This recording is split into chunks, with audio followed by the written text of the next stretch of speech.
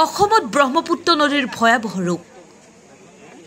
আপোনালোকে দেখিবলৈ পাইছে মাজুলীত বানে উটুৱাই নিছে মথাউৰিৰ লগতে কেইবাটাও পৰিয়ালৰ বাসগৃহ এই মুহূৰ্তত এনডিএছ নিউজৰ মজিয়াত আহি পৰিছে মাজুলীত বানে উটুৱাই নিছে মথাউৰি হঠাৎ ব্ৰহ্মপুত্ৰৰ বানে সিঙি লৈ গল কমলাবাৰী জাগুনধাৰী সংযোগী মথাউৰি তাৰ পাছতে বন্যাত্ৰৰ মাজত হাহাকাৰ পৰিস্থিতিৰ সৃষ্টি হৈছে জলমগ্ন হৈ পৰিছে মাজুলীৰ ঐতিহাসিক আউনীআটী সত্ৰৰ লগতে সমগ্ৰ মাজুলী অঞ্চল ঘৰচীয়া জীৱ-জন্তু পানীত উটি গৈছে লগতে বন্যাত্ৰই থাকিবৰ বাবে আশ্ৰয় বিচাৰি হাহাকাৰ পৰিস্থিতিৰ সৃষ্টি কৰিছে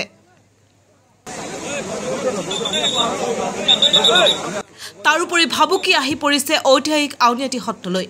কিয়নো ঐতিহাসিক আউনীআটী সত্ৰ বৰ্তমান জলমগ্ন হৈ পৰিছে ব্ৰহ্মপুত্ৰ নদীৰ মথাউৰি ভাগি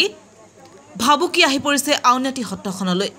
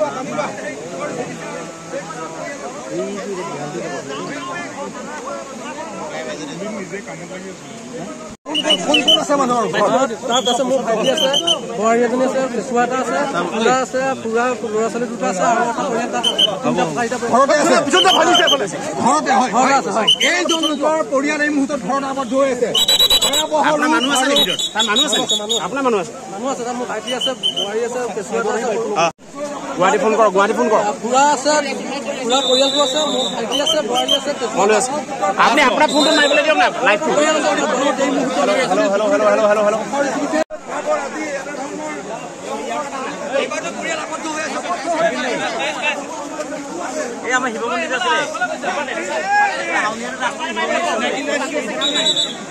এই পিছলে জাহাট কমলাবাৰী দুগুনধাৰী সমীপত কমলাবাৰী আৰু গোৱালপাড়াৰ সংযোগী মথাউৰি